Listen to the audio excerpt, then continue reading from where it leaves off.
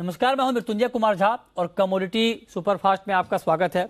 सबसे पहले बात करेंगे कच्चे तेल की, क्रूड की, क्योंकि आप देखिए कि कच्चे तेल की तेजी धीरे धीरे ही सही लेकिन बढ़ रही है। और अब इस वक्त आप देखिए कि एमसीएक्स पर कच्चा तेल $225 ऊपर है, 9,400 के आसपास ट्रेड हो रहा है। ब्रेंट $122 के आसपास ट्रेड कर रहा है। तो तेजी बढ़ रही है। सवाल यह है कि क्या ये तेजी और बढ़ेगी या मार्केट इस भाव पर रुकेगा। इसी पर हम बात करेंगे। हमारे साथ अमित सजेजा है मोतीलाल ओसवाल के। अमित जी बताएं, क्रूड में क्या किया जाए अभी। जी नमस्कार मृत्युंजय जी। देखिए, जो ट्रेंड है वो firmly on the higher side है। इनफैक्ट अभी हमने न्यू रिसेंट हाइज बनते हुए देखे हैं 9,400 के ऊपर के। हालांकि मैं समझता हूं कि इवनिंग सेशन तक पहले हमें एक करेक्शन का दौर देखने मिलेगा, लेकिन ओवरऑल ऐसा लग रहा है कि $125 के लिए क्रूड जा रहा है। इनफैक्ट अगर मैं एमसेक्स पे बात करूं तो 9,700 की पैरिटी लेवल्स बैठ रहे हैं। तो मैं समझता हूं कि ओवरऑल हर रीजनेबल डिप पे बाइंग करके चलना सही होगा। अगर मैं प्योरली इंट्राडे की बात करूं तो 9270 से 9280 तक एक डिप मिलेगी। वहां पर री इनिशिएट किया जा सकता है बाय ट्रेड। इमीडिएट टारगेट 9440 और उसके बाद 9520 हो सकता है। लेकिन पोजिशनली जैसे मैंने बताया कि 9700 तक का रुख फिलहाल क्रूड कर रहा है, ऐसा दिखाई पड़ रहा है। ठीक है, तो ये राय आपकी कच्चे तेल पर है। 9,440 के टारगेट के लिए आपको बाइंग की राय दी जा रही है 9,270 के भाव पर। लेकिन हाँ, 9,170 के स्तर पर आप स्टॉप लॉस जरूर लगाएं। ये तो बात हुई क्रूड की। अब जरा बताइए सर, नेचुरल गैस में क्या किया जाए। जी, जो पिछला लाइफ टाइम हाई था 734 के करीब, वो ब्रीच करने के बाद बेसिकली जो ट्रेंड है वो कंटिन्यू है। हालांकि चॉपीनेस ज़बरदस्त है, लेकिन ये तो इसका कैरेक्टरिस्टिक रहा ही है। यहाँ पर भी डिप पे बाइंग की सलाह होगी। इमीडिएट तौर पर 724 का एक सपोर्ट है जहाँ पर बाइंग इनिशिएट किया जा सकता है। और अपसाइड में मेरा मानना है कि 740 से 745 के एक लेवल हाँ, का इंट्राडे टारगेट ओके। लेके चला जा सकता है। आज के लिए गोल्ड और सिल्वर, इन दोनों काउंटर में क्या ट्रेड लिया जाए। जी, देखिए, जो कि डॉलर इंडेक्स में करेक्टिव दौर दिखाई दे रहा है आते हुए दोबारा। तो मैं समझता हूँ गोल्ड और सिल्वर में निचले स्तरों से बाइंग दोबारा अट्रैक्ट होगी। ज़्यादा दूर नहीं, लेकिन 50,900 के करीब ही अगस्त वायदा जो है वो बाई किया जा सकता है 5150 200 के लिए। सिमिलरली सिल्वर मेरा मानना है कि 61,600 पे बाइंग किया जा सकता है और अपसाइड में क्लोज टू 63,000 लेवल्स के आसपास मिल सकता है। ठीक है, एल्युमिनियम में इंट्राडे के लिए बाय या सेल। जी, बेस मेटल्स में जो खरीदारी लौटी है उसमें एल्यूमिनियम बेस्ट पिक दिखाई दे रहा है। तो मेरा मानना है 236 पे एल्यूमिनियम बाइंग की जा सकती है और अपसाइड में अराउंड 239 के टारगेट्स लिए जा सकते हैं। तो ये 5 कॉल जहां पर आपके लिए ट्रेड का मौका बन सकता है। बहुत शुक्रिया अमित जी आपका जुड़ने के लिए और बताने के लिए कहां पर कमाई के मौके बनेंगे। लेकिन अब बात करते हैं एक और महत्वपूर्ण खबर की। खबर ये है कि खरीफ फसलों की एमएसपी बढ़ी है। सूत्रों के हवाले से ये खबर आई है कि 2022-23 के लिए खरीफ की एमएसपी में 5 से 20% तक की बढ़ोतरी की गई है। आधिकारिक ऐलान कुछ देर में होने वाला है। 4 बजे कैबिनेट की प्रेस कॉन्फ्रेंस है, उसमें यह ऐलान हो सकता है। हमारे साथ बातचीत करने के लिए अनिल घनवट साहब जुड़ रहे हैं इस वक्त, जो कि शेतकारी संगठन से जुड़े हैं, किसानों के बीच रहते हैं। अनिल जी, बहुत बहुत स्वागत है आपका। आप बताएं जरा कि अगर ये 5 से 20% बढ़ोतरी की जो बात हो रही है, अगर ये सच साबित होती है तो क्या ये बढ़ोतरी पर्याप्त मानी जाए। एक तो ये है कि ये बढ़ोतरी पर्याप्त नहीं होगी, क्योंकि लागत मूल्य 50% से ज्यादा बढ़ा है।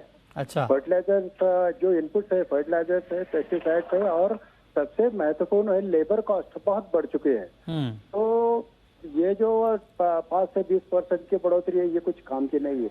दूसरी बात ये है, ये खरीफ के क्रॉप्स की एमएसपी बढ़ा तो देते हैं, लेकिन खरीदते कितना है। ये चावल छोड़ के क्या खरीदते हैं, ये तो कुछ भी नहीं खरीद रहे हैं। ना तो मूंग खरीद रहे हैं, ना कुछ दूसरे पल्सेस खरीद रहे हैं। तो आप 6,000 क्या 10,000 भी किसी चीज को घोषित कर दे और उसे खरीदेंगे नहीं, तो उसमें क्या कुछ अर्थ ही नहीं रहता उसको।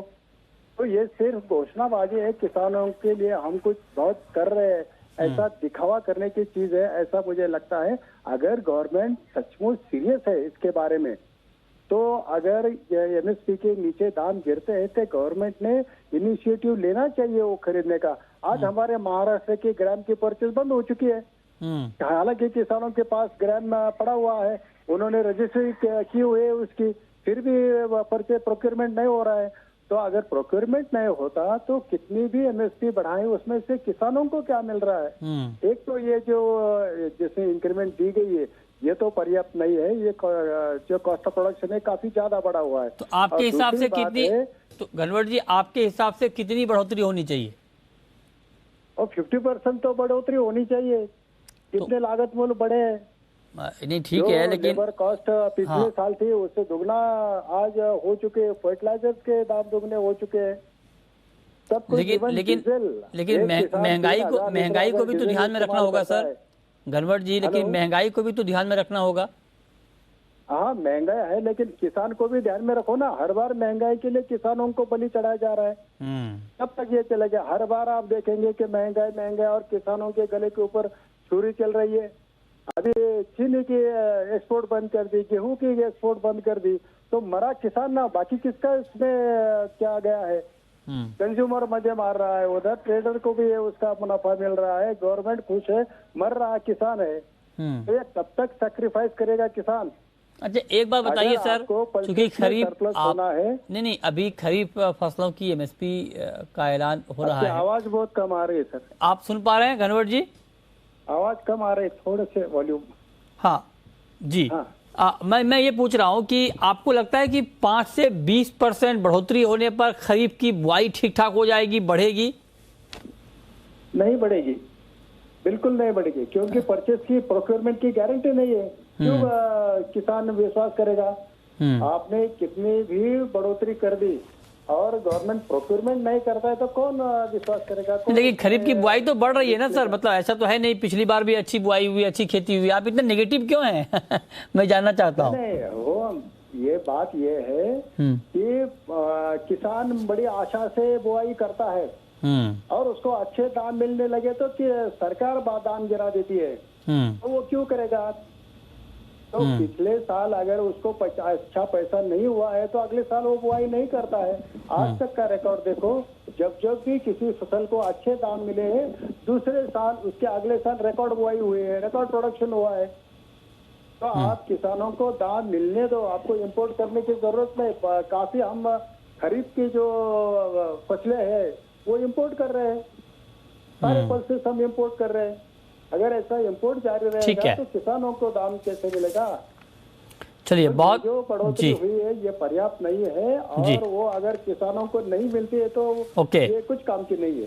ठीक है, बहुत शुक्रिया घनवट जी आपका हमारे साथ जुड़ने के लिए और इस खबर पर बात करने के लिए। छोटा सा ब्रेक के बाद देखिए 4 बजे की तमाम बड़ी खबरें। नमस्कार।